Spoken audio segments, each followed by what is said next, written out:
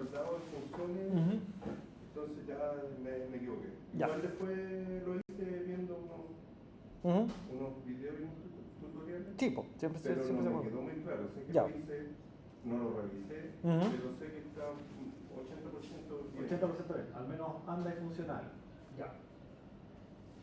Ya. ¿Usted alguna duda, alguna cosa? No, pero Estaba pensando. ¿Y ahí al fondo alguna duda? ¿Alcanzó a implementar algo? No. Ya. Ya, a ver, entonces la pregunta, ¿por qué el DAO y las funciones, Miguel, ¿no es cierto? Claro. Ya. O sea, esa lógica, ¿Para qué? Ya. Entonces, lo que nosotros estamos viendo en la asignatura y en el fondo como estamos desarrollando los proyectos es que siempre que vemos un diagrama de clases, implementamos la clase en un archivo particular. Eso es como lo primero que hay que tener claro. Entonces, en el fondo, ¿por qué estas cosas las tenemos separadas? Porque el diagrama de clase decía que teníamos que tener un objeto dado, ¿no es cierto? Después teníamos que tener las funciones, la principal y las mascotas como una clase separada. Eso es lo que teníamos puesto ahí como en el enunciado del ejercicio, ¿de acuerdo? Entonces eso es lo primero que hay que tener claro, por qué separamos estas cosas. ¿Cachai? Ahora, ya yendo un poquito más en profundidad, ¿ya? ¿Por qué tiene que haber un DAO? ¿Por qué tienen que haber funciones? ¿Por qué se hacen estas separaciones? ¿Ya? Lo que estamos viendo ahora dentro del contexto del curso es que aprendimos o hemos ido trabajando en crear estas clases que se llaman DAO, que son objetos de acceso a datos, y que tienen como única misión controlar el acceso directo a la base de datos. Entonces, ¿qué significa eso? Que se espera que en este DAO, obviamente puedas administrar la conexión, que es lo hemos visto al principio, pero me imagino que lo que genera dudas es por qué acá hay un agregar y por qué también hay una cosa como con agregar acá también, ¿no es cierto? Porque da la impresión como que lo estamos haciendo dos veces, ¿no es cierto? Porque ahí tú hablas como de registrar mascotas o listar mascotas o eliminar mascotas, y en el DAO tenemos algo parecido, ¿ya? Entonces, ¿cuál es la diferencia? ¿Ya? Veamos este caso particular. Por ejemplo, en el agregar mascotas, en realidad si uno mira este código de acá, lo que estamos haciendo es escribir el código que me va a permitir hacer la inserción directa del registro en la base de datos. Acá tenemos, por ejemplo, el código SQL que vamos a hacer, y por supuesto tenemos los comandos de Python que me permiten ejecutar ese código SQL, ¿ya? Entonces aquí estoy trabajando directamente con la base de datos, ¿ya? Directamente con la base de datos. ¿Por qué? Porque estoy viendo que tengo acá mi código SQL. ¿Y acá qué hago? Acá lo que estoy programando es básicamente como lo que yo voy a interactuar con el usuario. Porque acá yo le estoy pidiendo datos al usuario. Y una vez que yo solicito los datos al usuario, puedo recién pensar en que voy a grabar ese dato en la base de datos. Entonces estoy separando dos cosas. En las funciones yo me preocupo de que el registrar mascotas se encargue de la interacción que tiene el usuario con el programa. O sea, el usuario escribe el dato, escribe la edad, escribe el nombre de la mascota. ¿Qué hago en el DAO? En el DAO, en el agregar mascota, lo que hago es hacer la operación SQL que me permite escribir en la base de datos. Entonces son dos cosas distintas. O sea, si lo separamos físicamente, yo, por decir algo, aquí tengo la base de datos, acá tengo el DAO, aquí le estoy pidiendo los datos al usuario. ¿Ya? Exacto. Entonces este se comunica acá. Con ese, exacto. Y los datos que ingresan Se acá comunican con el DAO. ingresan aquí. Exacto. Y este lo Sí, transforma tienes un hacia acá. intermediario, claro. Ya. Tienes un intermediario, sí. El DAO es intermediario con la base de datos. Y las funciones es el intermediario entre el programa y el usuario. Entonces separamos las operaciones. Ahí. Separamos la operación. Ya. ¿Eso con qué tiene que ver? Porque en el fondo, esto por ejemplo, ya es como pensar un poquito en la estructura o como se llama, como en la arquitectura que tiene el programa. Ya. Por ejemplo, algo parecido les va a pasar cuando empiecen a ver, por ejemplo, programación web y tengan que hacer una aplicación web. Entonces, ¿qué pasa? Vas a tener, por ejemplo, la parte de la página web, el código HTML que en el fondo interactúa con el usuario. O sea, tú haces clic ahí, hay un botón, hay un cuadro de texto donde puedes ingresar, perfecto. ¿Ya? Eso es lo que el usuario ve e interactúa. Pero por otra parte, detrás de esa página web, seguramente va a haber algo muy parecido a este DAO, que va a estar en la parte del servidor y que va a ser, no sé, consulta base de datos, va a escribir algo, va a hacer algún cálculo, va a validar información, etc. Entonces separamos las capas de interacción. Porque acá hay dos cosas distintas que hacer. Una cosa es que usted tiene las funciones, que es lo que te permite conversar entre el usuario y el programa. Y esto de acá es la conversación que tiene el programa con la base de datos. Porque la base de datos está en otro programa distinto. Está en el servidor SQL, no están dentro del Python. Acá el programa Python está hablando con el motor de base de datos. Entonces, por eso separamos las cositas ahí. ¿Ya? Esa es la lógica de dividir esto de esa manera. Por eso que cuando uno lo hace por primera vez, como que igual está bien, por la duda que le surge a usted, ¿por qué estoy haciendo acá podría haber hecho todo eso aquí? En lugar de repetir las cosas, no, es que no estamos repitiendo, estamos haciendo cosas distintas. Acá yo me preocupo de lo que hago con el usuario y las funciones, y en el lado me preocupo de la interacción directa con la base de datos. Por eso la separación. Ya, y eso tiene que ver también con darle como una estructura de seguridad al programa. Porque la parte, por ejemplo, que tú tienes en las funciones, es lo que diríamos como la interfaz de usuario, o el front-end. Eso es lo que interactúa el usuario con el programa.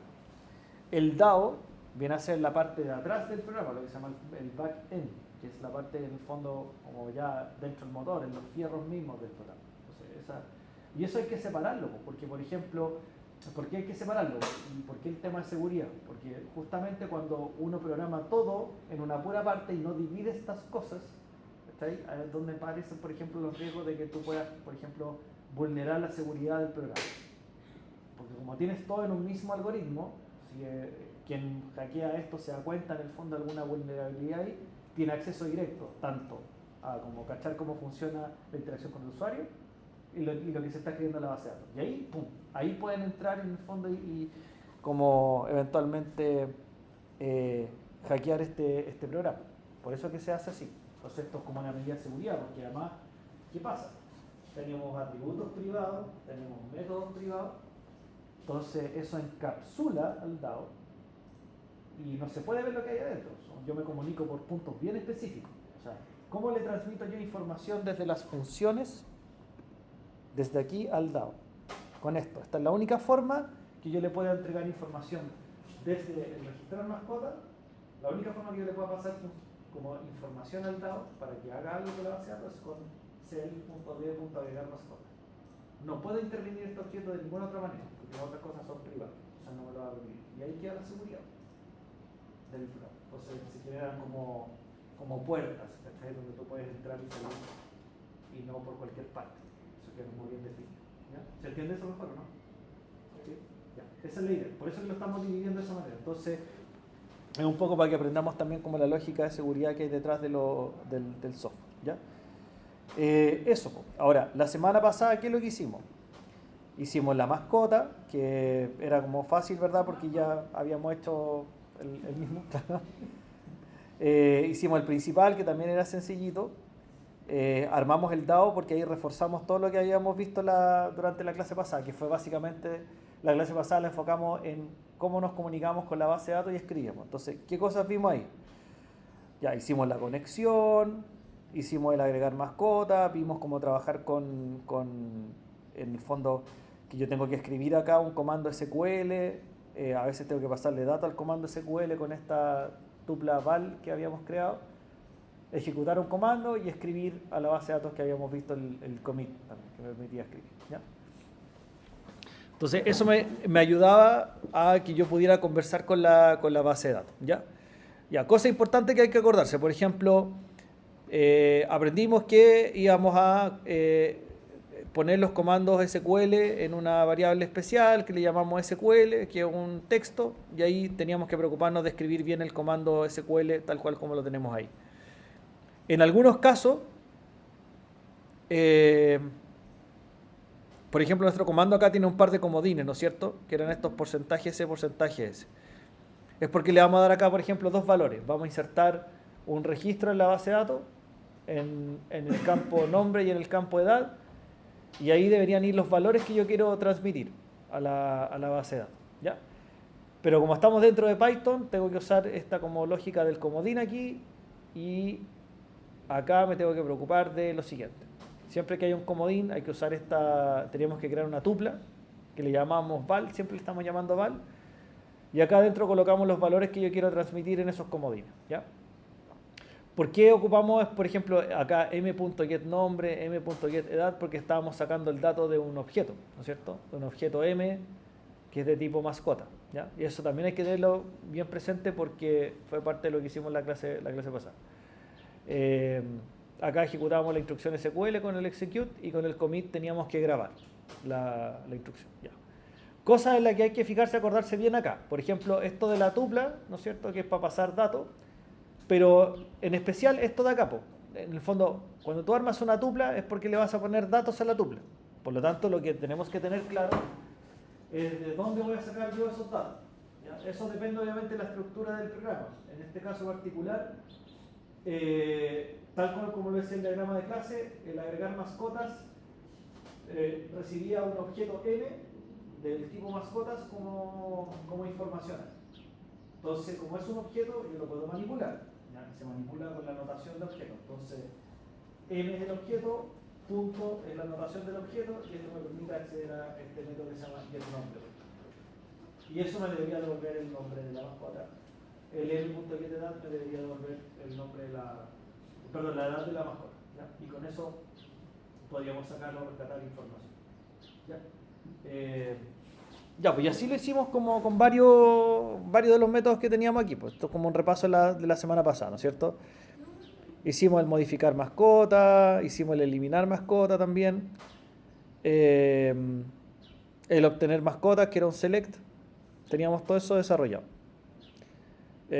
Aquí, bueno, lo que se puede hacer, más como pensando un poquito en la prueba, igual vamos a tener que implementar un agregar mascota, o sea, no un agregar mascota, sino que un agregar, un modificar, un eliminar y un listar o obtener. Entonces, esto que tienen acá, por ejemplo, claro que sirve de base como para construir lo mismo, pero en un ejercicio con otro tipo de como contexto, ¿cachai? O otro escenario que tenga el ejercicio. Es como casi igual. Es muy parecido, claro, pero por ejemplo, ¿qué puede variar? Cambiar los nombres, los valores. Claro, el nombre de los valores, o a lo mejor que en lugar de a lo mejor ingresar, no sé, 2 datos acá, quizás a lo mejor la pedida va a ser que van a tener que ingresar 4 datos. Entonces ahí obviamente, ¿qué se espera? Se espera que obviamente coloquen acá correctamente los datos que ellos desean ingresar, que armen bien acá la estructura del comodín, que armen bien la tupla de datos que tienen que pasar, ¿ya? Y ahí uno más o menos ya tiene como la lógica más desarrollada, ¿ya? Ya. Más dudas, consultas con eso, ¿no? Porque lo que podríamos hacer ahora es terminar de hacer las funciones, ¿ya? Terminar el desarrollo del ejercicio y después empezamos a ver un poquito de cosas nuevas con otro contenido que tenemos que revisar hoy día, ¿ya? Ya, pues. ¿Dónde quedamos la clase pasada? La clase pasada quedamos acá desarrollando las funciones. Se hizo este de ejemplo, pero quedaban algunas cosas pendientes, como por ejemplo este digitar texto o el digitar número, ¿ya? Entonces, si tratamos de ejecutar el programa ahora, nos va a dar un error porque esto digitar texto y digitar número todavía no está desarrollado. Entonces vamos a ir haciendo estas cosas porque las vamos a necesitar. Así que, como para calentar motores, hagamos el digitar texto y ahí vamos avanzando. Entonces, ¿cuál era la idea de esta función acá? Por ejemplo, cuando yo hago el registrar mascota, voy a pedir un nombre y una edad, como lo estoy viendo acá en estas 2 líneas. Pero para pedir el nombre y la edad ya no voy a hacer como un input, tal cual como lo veníamos haciendo anteriormente, sino que me voy a apoyar en un método que creamos acá que se va a llamar digitar texto, el otro se llama digitar número. ¿Y cuál es la idea de eso? Es, en el fondo, como desarrollar acá un pequeño método que me permita hacer más flexible la pedida de datos, ¿ya? ¿Por qué? Porque yo quiero, por ejemplo, en el digitar texto, según lo que nos decía el enunciado, teníamos que pedir el nombre de una mascota, pero no puede exceder los 40 caracteres. Entonces tengo que hacer esa validación, ¿ya? Y en el caso del número, el número tiene que estar entre un cierto rango. En este caso la edad de la mascota estaba definido que era entre 1 y 100. Entonces me tengo que hacer una validación de datos. Por lo tanto, lo que vamos a hacer acá es crear acá un método de apoyo para hacer esa pedida de datos, ¿ya? Eso me va a ahorrar que en vez de colocarlo acá en esta parte del código me quede más sucio. lo vamos a dejar más ordenadito acá arriba, ¿ya? Entonces, ya, ¿cuál es la idea de este método? Mira, estos son como los típicos métodos auxiliares que uno se hace para ciertas tareas que son como más rutinarias. Entonces, por ejemplo, cuando yo digito un texto, quiero definir la cantidad de caracteres que va a tener, eso es lo que debería decir el parámetro cantidad. Y el texto es como el mensaje que le voy a mostrar al usuario, como ingrese, por ejemplo, el nombre de la mascota o algo por el estilo, ¿ya? Entonces con eso tengo como algo genérico. Entonces, lo que vamos a hacer acá es que me voy a crear una variable t, así vacía, que es donde supuestamente voy a guardar el texto que voy a pedir. Entonces, como esto tiene que ser con validación, esta cuestión deberíamos hacerla así, siempre con un try y un except, porque acá en el fondo tengo que ver si el texto cumple con el requisito o no. Entonces vamos a aprovechar de repasar algunas cosas. Ya, ¿qué nos gustaría hacer? En la variable t me gustaría hacer el input para recibir el dato del usuario, pero fíjate acá. En vez yo de dejar acá como escrito el mensaje, ingrese, el nombre de la mascota, etc. En vez de dejar ese texto fijo ahí, lo que voy a hacer es simplemente colocar como mensaje acá texto, esta variable que le estoy pasando acá, porque se supone que en este texto de aquí estoy pasando el mensaje que quiero que se muestre. Entonces por eso creo como una función media flexible, porque la podría utilizar para mostrar cualquier mensaje. Pues esa es la gracia que tiene esto, ¿ya? Ya. Si tú ingresas el texto, perfecto, pero ahora hay que verificar si el texto ingresado es del largo que corresponde o no. Entonces, ¿cómo lo hacemos? ¿Con if? Puede ser con un if, ¿ya? Es una posibilidad. ¿Alguien se acuerda cómo usar assert? Lo traigo a colación solamente para ver si nos recordamos de cómo se hacía eso. ¿Vieron el assert o no? ¿No vieron el assert? ¿No? Ya. ¿Esto? ¿No lo vieron? No. Ya, ok. De hecho, lo vi hoy día en el video ese que había revisado. Sí, hay un... Parecía ese y no está Ya. en memoria de haberlo pasado Ya.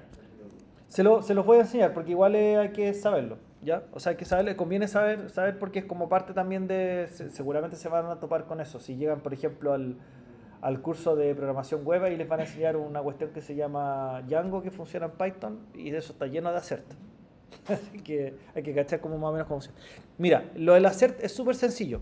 Funciona igual que un if, pero es un if especial porque solamente trabaja y funciona cuando tú ocupas un try y un except.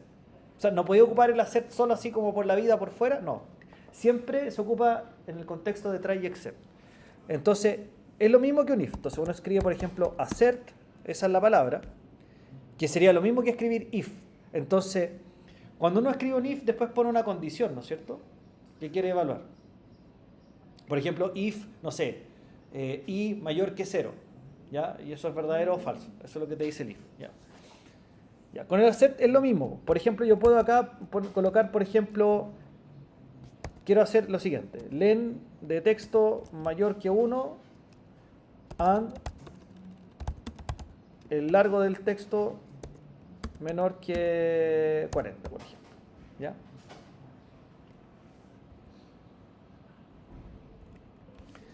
Esto se escribe igual que un if, ¿se dan cuenta? Mira, acá, por ejemplo, aquí tengo este famoso assert. Si lo hubiesen hecho con if, como sugería ahí la compañera, habríamos hecho esto, po. Si el largo del texto es mayor que 1 y el largo del texto, por ejemplo, menor que 40, bla, bla, bla, y un print ya está dentro del largo, por ejemplo. Habríamos hecho eso con un if, ¿te fijas? Como lo tenemos acá. O sea, si hubiésemos querido validar esto con un if, habríamos hecho algo así. Pero mira cómo está hecho el assert, es lo mismo. Es lo mismo. En vez de escribir if, acá escribí assert. Obviamente acá no hay que poner 2 puntos al final, sino que simplemente dejar ahí. ¿Ya? Entonces se fijan que el assert es como un if, pero ahora vamos a ver la diferencia de cómo funciona. Entonces, ¿qué es lo que hace esto? ¿Qué significa assert? Assert significa evaluar o verificar que cumple tal cosa, ¿ya? Entonces, ¿qué es lo que significa? O sea, ¿cómo se traduciría esta línea al español? quiero verificar si el largo de la variable texto es mayor que 1 y es menor que 40. Eso es lo que queremos verificar o evaluar. Y eso puede ser verdadero o falso, ¿no es cierto? Como todas las operaciones condicionales. Ya, entonces, ¿qué es lo que pasa? Que los accepts están pensados para lo siguiente. Por ejemplo, cuando esta condición es falsa, es decir, cuando el largo del texto, por ejemplo, sea menor que 1 o mayor que 40, ¿no es cierto? O sea, hasta fuera de este rango que definimos, lo que va a hacer el accept es que va a gatillar un error. Esa es la diferencia. Provoca un error dentro del programa. ¿Okay? Entonces, si uno ocupa el accept solo y la condición es falsa, te va a salir literalmente un error en la pantalla. Es decir, error, bla, bla, bla. ¿Okay? Y el programa se va a detener. Entonces, ¿cómo hacemos eso? Para evitar que en el fondo el programa falle y lo controle. ¿Se acuerdan ustedes que cuando ustedes tienen un try y un except, yo trato de hacer esto, pero si alguna de las dos líneas de código de acá falla, ustedes caen en el except? Entonces, ¿cómo funciona el assert? Si esta condición de acá es falsa, el assert provoca un error. Entonces, ¿dónde se va a ir el código cuando se provoque un error? ¿A qué parte vamos a llegar acá? Si esto falla, ¿a dónde vamos a ir? O sea, suponte que se ejecuta el programa y falla la línea 12 o la línea 13. ¿A dónde van a terminar cayendo? ¿En qué línea de código va a seguir en la ejecución del programa? ¿A dónde? Antes del except, después del except, se va a salir por otro lado. ¿A dónde va a ir?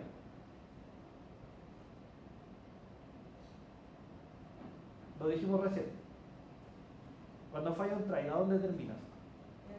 El except. Ya, entonces si falla el accept, ¿a dónde vas a terminar? El except. Sí, pues si están viendo esto, porque cuando tú estás, o sea, cualquiera de estas dos cuestiones que falle, vaya a terminar en el except. Ya, entonces, ¿cómo funciona el accept? Veo acá si esto es mayor que 1 y menor que 40. Ya. Si esto es falso, el accept provoca un error. Si se provoca un error, ¿a dónde termino? En el except. ¿Cachai? Entonces esa es la lógica. Entonces, accept lo que hace es lo siguiente. Si lo que usted escribe acá es verdadero, ningún problema, todo bien.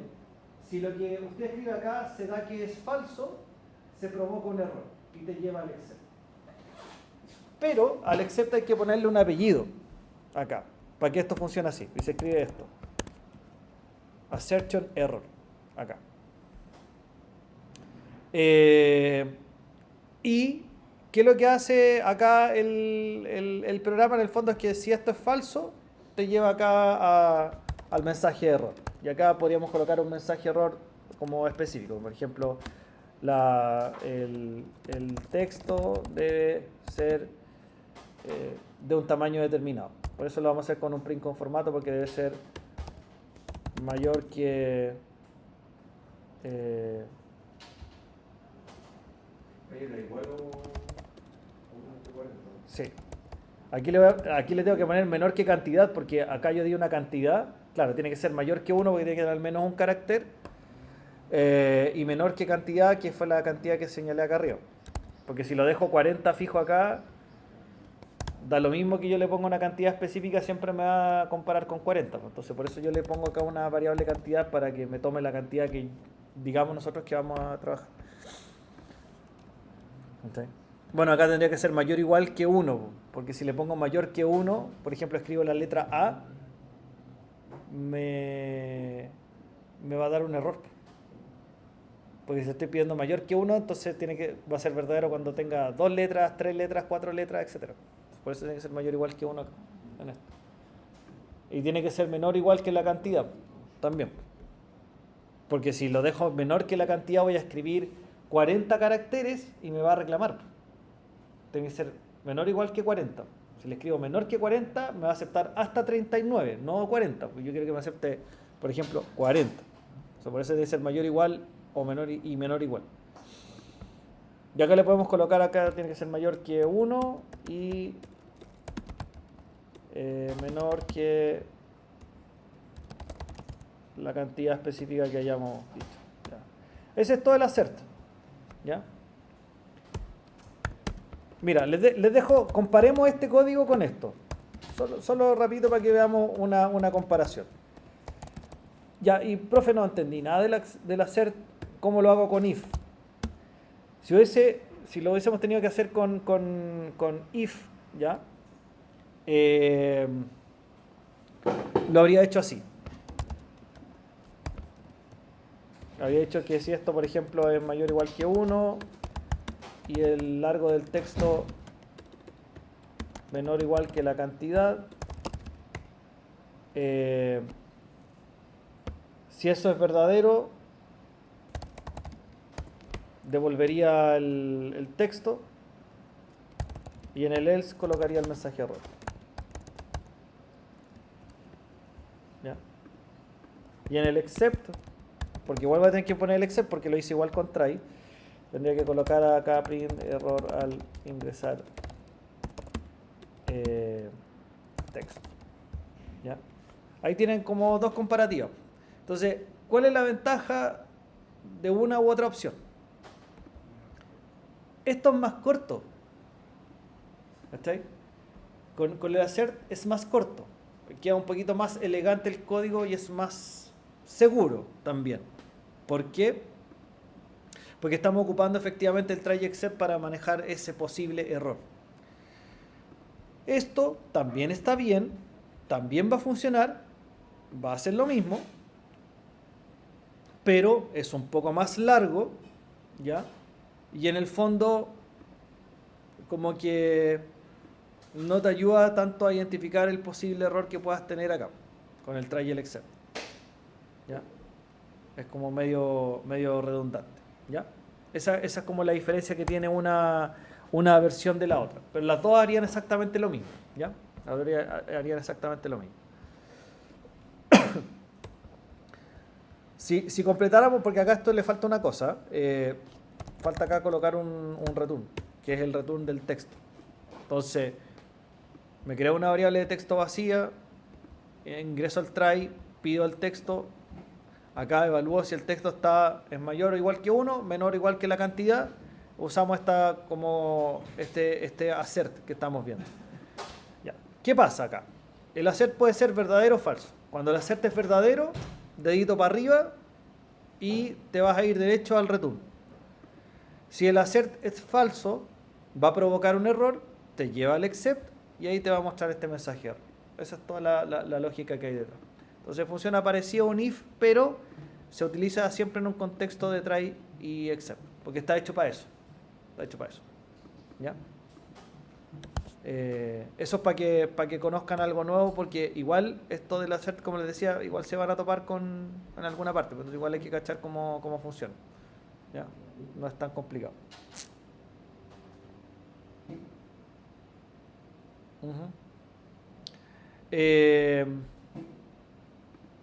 Y acá lo único que le podríamos agregar a esto es lo siguiente, porque mira, si tú digitas el texto acá, pides el texto y supongamos que pusiste un texto, por ejemplo, pedimos que iba a ser de 40 caracteres y metí un texto de 50 caracteres, ¿ya? Y me va a dar este mensaje de error. Pero cuando me dé ese mensaje de error, este programa va a terminar o sea, digamos, esta función va a terminar y va a volver al lugar desde donde la llamamos. Por ejemplo, acá la estamos usando. Ya, voy a pedir la variable num, vamos a llamar a digitar texto, le vamos a pasar 40 caracteres como cantidad y le vamos a pasar este mensaje para que me muestre en la pantalla. Entonces se va a ir a ejecutar esto, vamos a hacer el input, ¿ya? Se va a mostrar ahí el mensaje de texto personalizado y vamos a evaluar si es mayor o menor que cantidad. Pero supongamos que te excediste la cantidad de caracteres, el assert dio falso y te mostró este mensaje de error. ¿Qué va a pasar a continuación? Después de ese mensaje de error, nos vamos a devolver acá al programa. ¿Y qué problema puede tener eso? ¿Qué pasa si el usuario, por ejemplo, digita el nombre de la mascota y se pasó en la cantidad de caracteres? ¿Qué debería hacer el programa? ¿Seguir preguntando la edad o volver a preguntar el nombre? Ya, pues volver a preguntar el nombre. Entonces, muy bien, Miguel. Entonces, el problema que tenemos con este código aquí es que si tú te equivocas y pones un nombre más largo de lo que habías planificado, el programa va a seguir avanzando y te va a empezar a pedir la edad. Y ahí tenemos un problema porque deberías volver a pedir el texto. Entonces, ¿qué se hace acá? ¿Dónde está el except? Además de mostrar el error, vamos a poner acá self.digitar texto y vamos a volver a llamar a la misma función, pero le vamos a poner la cantidad y el texto. ¿Ya? O sea, ¿qué haces con esto? Si hay un error acá, te vuelves a llamar a ti mismo para volver al principio y vuelves a ejecutar el comando. Es como que hubiese hecho un bucle infinito acá. ¿Okay? La única manera de salir de acá de digitar texto es digitar bien el texto, porque se ejecuta por primera vez, se inicializa la variable, pide el texto. ¿Ya? ¿Qué pasa si usted ingresa un texto más grande del que correspondía? Esto va a ser falso, va a provocar un error, va a continuar acá. Le va a mostrar el mensaje de error, va a ejecutar este comando y este comando que le va a hacer, vuelve al principio. Y le vuelve a ejecutar. Entonces, la única forma, o sea, entrando a este método, la única forma de salir es digitando correctamente el nombre dentro de los caracteres que pide. Entonces, por ejemplo, supongamos que ahora lo vamos a hacer bien ya. Vamos a pedir el texto, digitamos un nombre de 30 caracteres, el accept va a dar verdadero, entonces se va a saltar el accept y se va a encontrar con este error.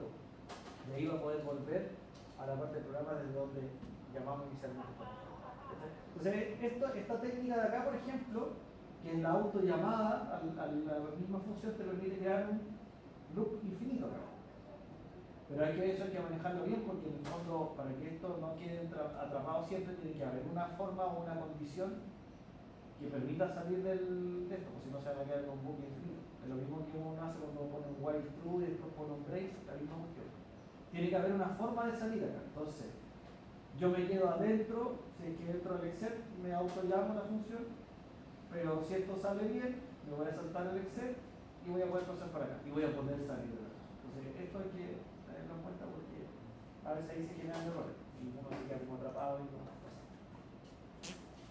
Y ahí después del print del error no lleva pausa o algo. Sí, después vamos a complementar las pausas. Sí, porque ahora si lo dejas así, te va a salir el mensaje y va a volver a activar. Claro. Ahora, claro, o sea que si le pones un limpiar pantalla, no lo vas a ver.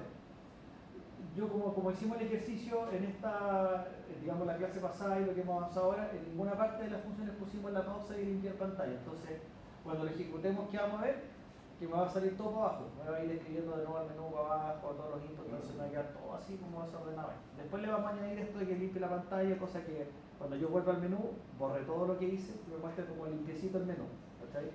Después, si yo ingreso, por ejemplo, al registrar mascota, me va a borrar el menú, me va a borrar la pantalla, voy a ver un mensaje y cuando vuelva se va a limpiar y a eso hay que añadirle las pausas y los CLS, pero no lo hemos hecho todavía, lo vamos a dejar ahí para el final para poder ordenar el ejercicio.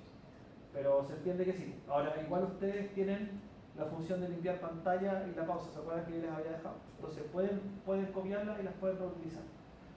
Se pegaría ahí en funciones. Sí, pues se pegaría y en funciones, sí, porque acá es donde vamos a necesitar eso. Por ejemplo, como acá va a estar codificado el menú y acá están también estas opciones de registro, entonces aquí tendría que pegar. Entonces, ¿qué es lo que haría yo, por ejemplo? Esa función de pausa y de limpiar pantalla, la colocaría después del init, la dejo acá arribita, y ahí la pueden llamar desde dentro de la clase función, usando self.limpiar pantalla o self.pausa, por ejemplo.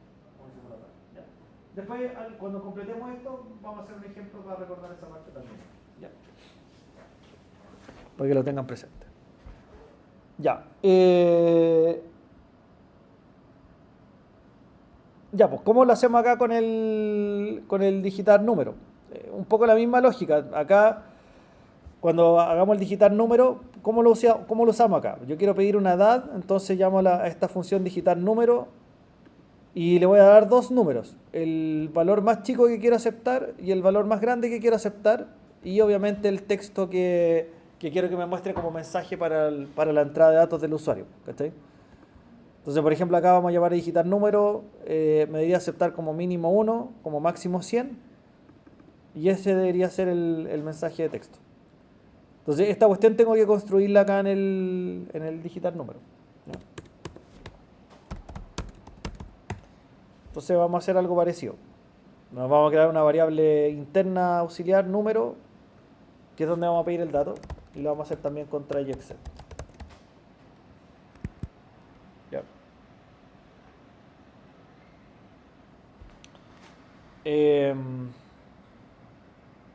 Ya. También vamos a ocupar de nuevo el assert y voy a aprovechar de explicarles también que cuando ustedes tienen un try y un except, pueden tener más de un except.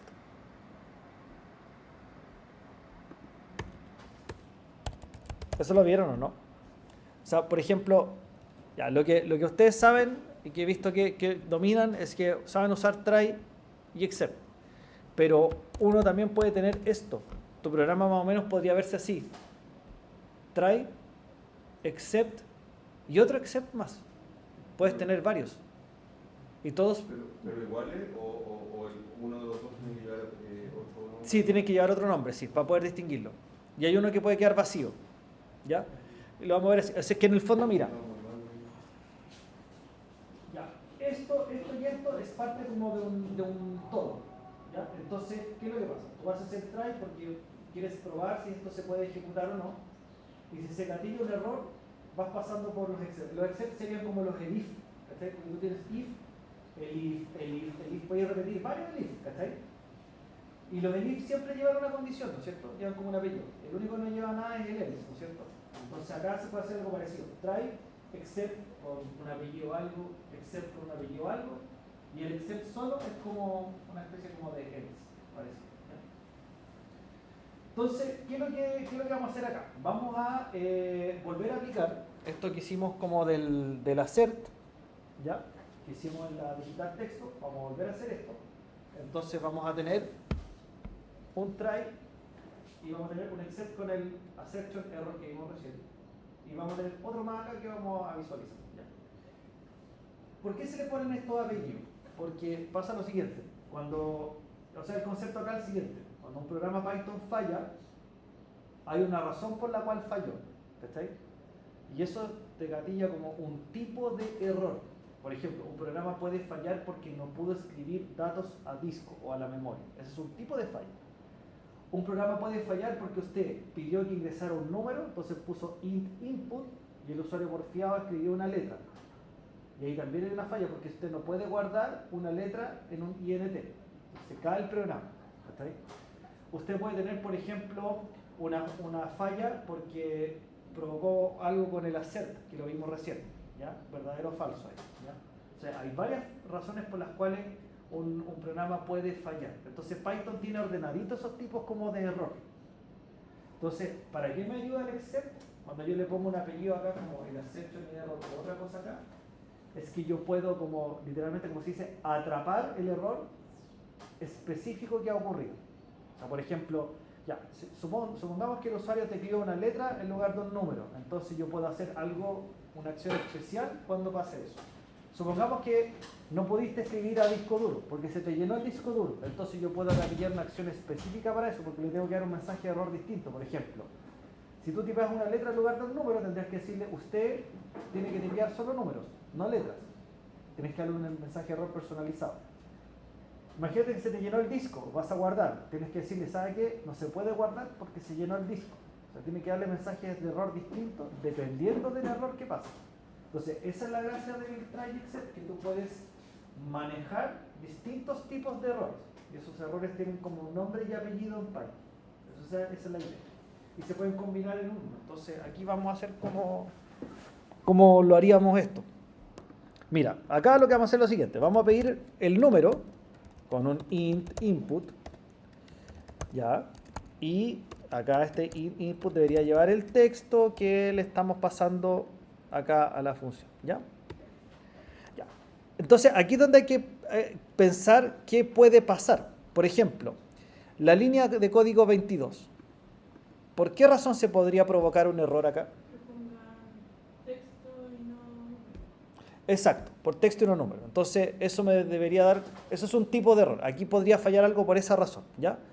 Déjelo ahí un segundo en la memoria RAM suya, porque ahí después vamos a organizar esto. ¿Ya?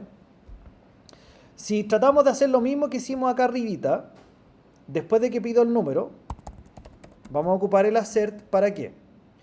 Para ver si el número está dentro del rango que queremos saber. Entonces, por ejemplo, aquí voy a hacer un assert y quiero preguntar si número es mayor o igual que inicio, que va a ser ese como el numerito chico que le dimos ahí, y número menor o igual que término. ¿Ya? Esto me va a permitir validar si el número es mayor o igual que 1 o menor o igual que 100, por ejemplo. ¿Ya? Entonces, nos creamos acá una variable número igual a 0, empezamos con el try, hicimos acá nuestro input para pedir el número, lo tenemos que guardar acá. Ya, asumiendo que el usuario ingresó un número correctamente, lo siguiente que deberíamos hacer en nuestro algoritmo es usar el assert para ver si ese número es mayor o igual que inicio o menor o igual que término, o sea, que está dentro del rango que queremos. Ya. ¿Qué aprendimos recién del assert? ¿Qué pasa cuando el assert da como que esto de acá dio falso? ¿A dónde se va a ir el programa?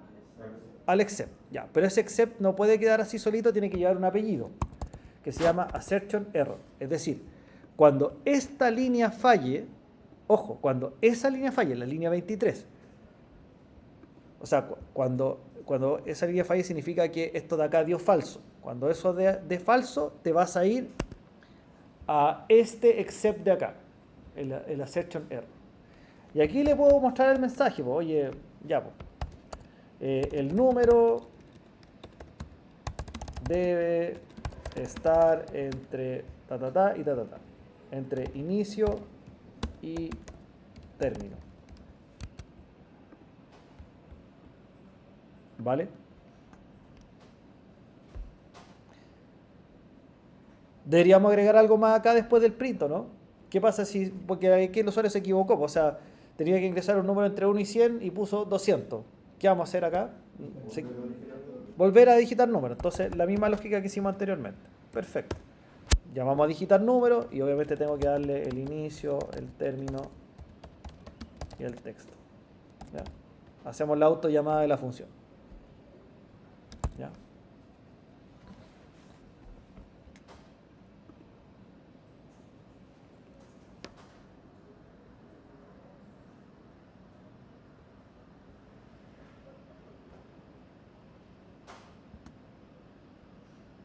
Ya. Eso, o sea, este except assertion error nos permite manejar esto de acá, pero nos queda pendiente algo. ¿Ya? Nos va a quedar pendiente algo ahí que tenemos que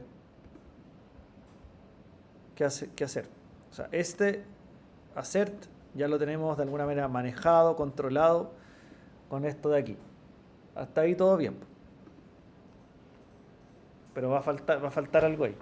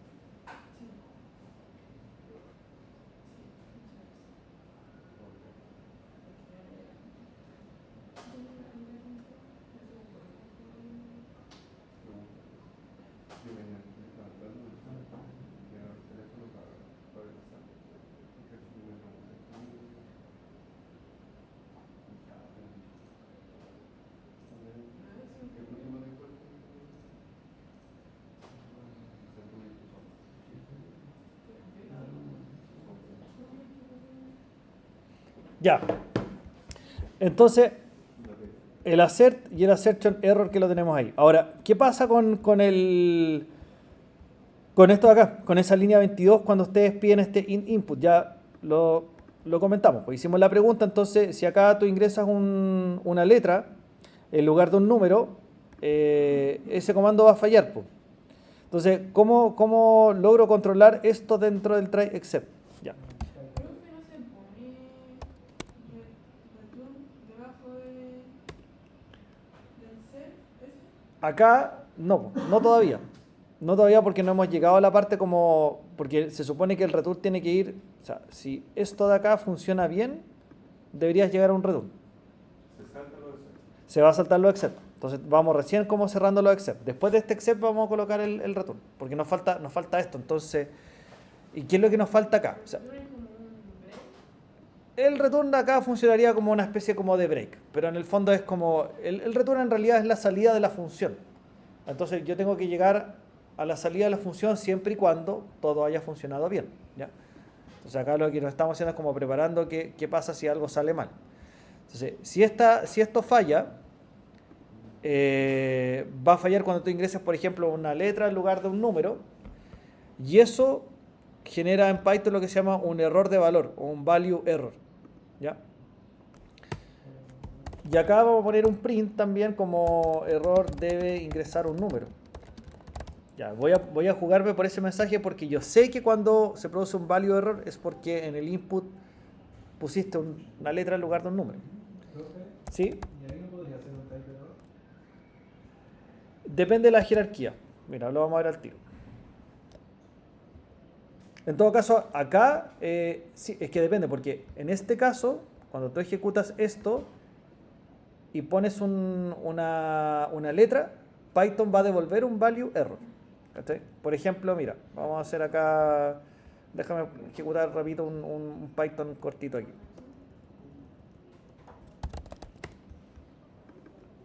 No sé si se ve ahí, ay, que como muy grande esta cuestión. Ya, a ver. Mira, lo voy a hacer directamente acá. Num igual int input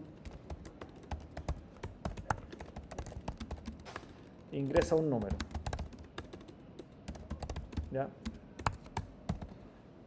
Listo. Ahí me está pidiendo ingresa un número. ¿Ok? D. Ya. ¿Qué dice ahí? Value error. Entonces, como esa línea falló, Python devolvió un value error. Entonces, la única forma de atrapar ese error y controlar un try except es diciendo que acá tengo que escribir value error. Si pones type error, no vas a llegar ahí. Esa es la razón. En el fondo, cada vez que falla algo, devuelve un tipo de error especial. Por ejemplo, acá lo que podría hacer, por ejemplo, yo, mira, lo mismo acá. N igual a 1. Assert N, por ejemplo, menor que 0. ¿Ya? ¿Qué va a pasar acá? Assertion error. ¿Por qué? Porque N vale 1. Y yo fui a evaluar si N era menor que 0. Entonces, como N menor que 0 es falso, assert provoca un assertion error. Si yo pongo assert, mira, ¿qué pasa si pongo assert N igual a 1? No dice nada, porque es verdadero. El assert funcionó bien. ¿Está? Así eso es lo que hace el assert. Es como un if, pero la respuesta es que te deja pasar o te provoca una zancadilla y te entrega un error. Si es verdadero, te deja pasar. Si es falso, te provoca una zancadilla y te genera un error. Y Python devuelve el error, po. Cuando devuelve el error me refiero a que devuelve esto. Acá la respuesta fue assertion error. Acá la respuesta fue value error. Por eso yo tengo que ponerle estos apellidos acá a los except. Porque cuando se produce un assertion error, cuando se produce ese error, yo quiero mostrar estos mensajes que están acá. Y cuando se produce un error de valor, quiero mostrar este mensaje que está acá. Entonces, genera comportamiento distinto al programa.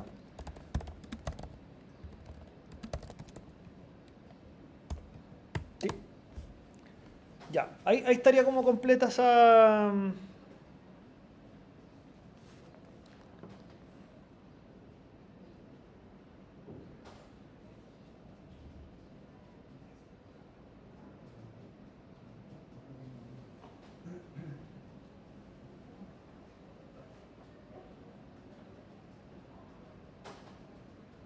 cursor, ¿Sí? sabe que en el sistema me sale un 1 a mí, ¿Dónde? en la aplicación. Vamos a verlo al tiro. Me sale un 1 y lo que subió usted me sale otro no. Voy al tiro. Veamos. A ver. ¿Dónde? Ah, eso. Sí. Ya ahí. Y estaba ya en lo que usted subió. Debe haber ahí alguna error ahí en el traspaso. No, porque si están en la misma aprendizaje, es que se pasan automático las notas, entonces tiene que haber ahí algún error aquí. Ya, pero veamos cuando no esté guardando el error. No, Ahí acuérdame en el break. ya. Ya, para no distraer la clase. Ya no. Ahora, igual lo del sistema, eso, cuando yo pongo la nota en el ambiente de aprendizaje, se tiene que traspasar automático a la aplicación. Si te sale uno ahí, porque hay algún error ahí del. No, tenés que decirme a mí, po. Ah, ya. Sí, po. Tenés que decirme a mí. Para que yo lo pueda revisar. Porque eso en el fondo yo lo puedo corregir directamente ahí en la plataforma. A veces falla que a veces tienen mal asociado al root, ¿cachai? Entonces no les traspasa la nota. Eso es el tema. Ya no se preocupe, no hay problema. Ya, pues acá si tenemos el assertion y el value error, de acuerdo, tenemos esos dos errores, pero si esto funciona bien, aquí tendría que yo colocar el return y devolver el número que supuestamente se ingresó, ¿ya? Y con eso podríamos completar la función de digital number, ¿ya? Ya. Con eso tenemos nuestras dos funciones extra hechas, pues. Así que estamos cada vez más cerca del éxito, ¿ya? Lo que vamos a hacer ahora es antes como de hacer el primer break, vamos a empezar a desarrollar los listar y los eliminar y los modificar para que vayamos construyendo algunas cosas. De hecho, vamos a hacer el listar, que es más cortito. Ahí hacemos un break y volvemos a trabajar el eliminar y a modificar, que son un poquito más largos, ¿ya?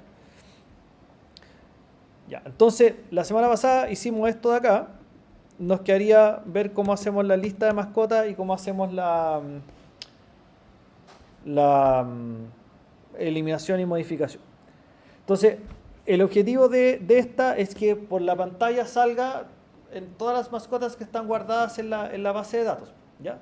Entonces, tenemos que pensar cómo yo logro desde esta función pedir esa información. Entonces, para eso tengo que acordarme qué es lo que tengo en el DAO, ¿ya?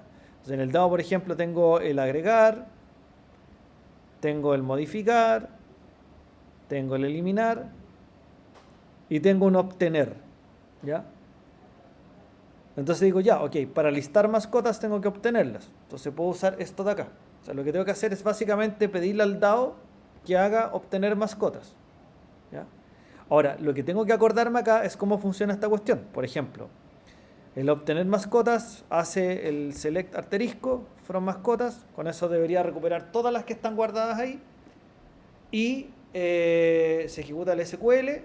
Y acá recibimos esto, que con self.cursor fetch all guardamos acá en RS el resultado. Entonces, pregunta. Cuando hicimos el ejercicio la semana pasada, ¿en qué formato venían los datos guardados aquí en RS? En tupla. Entonces, si uno analiza esta función de acá, hace el select y me va a devolver RS, que es una tupla. Entonces, me voy a las funciones, acá voy a terminar recibiendo la tupla de datos. Entonces, ¿qué es lo que hago? Self.d.obtener mascota, ¿ya? Pero esta cuestión necesita recibir los datos, entonces acá voy a hacer lo mismo, po. rs igual self.d.obtener mascota. ¿Qué es lo que saco con eso? Se va a ejecutar esto en el DAO, tal cual como está aquí, y deberíamos recibir acá, de vuelta, en SRS, las tuplas que vienen con todas las mascotas, ¿cachai? Entonces, con eso, yo aquí podría empezar acá puedo empezar a mostrar la información, ¿no es cierto? La información que viene en RS. Y ahí tenemos que pensar cómo lo vamos a mostrar, ¿ya? Se supone lo siguiente, porque así como a modo de ejemplo, ¿qué cosas deberían venir en RS? Bueno, más o menos lo vimos antes. Va a venir el ID, que era autoincremental, el nombre de la mascota y la edad. Va a venir esta cuestión más o menos así, ¿ya?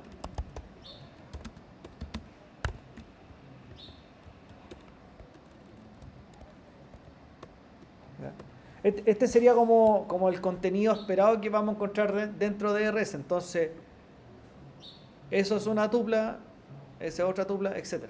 ¿Ya? Entonces aquí lo que podríamos hacer, ponte tú, es un for para ir recorriendo esto. ¿Está? Entonces, por ejemplo, si yo digo for R, ¿qué es lo que va a ir guardando R acá?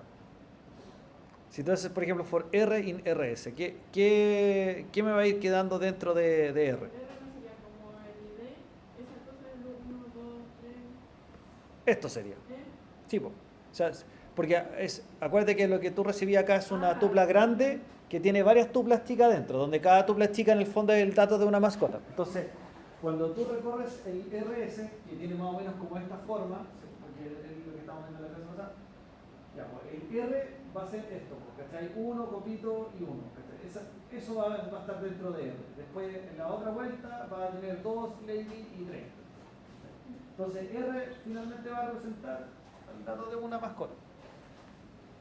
Entonces, aquí está fácil porque esta cuestión acá serían puros print. Entonces, un print con ID mascota, ¿cachai?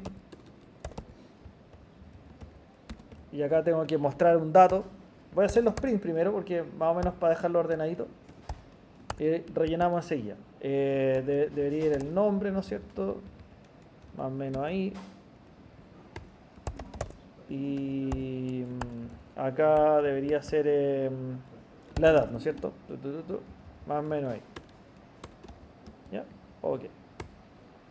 Ya, entonces, esto es lo que queremos con estos prints. Vamos a ir mostrando una mascota, su nombre, su edad. El tema es que acá tengo que rellenar en mi print con formato el dato. Entonces, ¿qué ponemos acá adentro?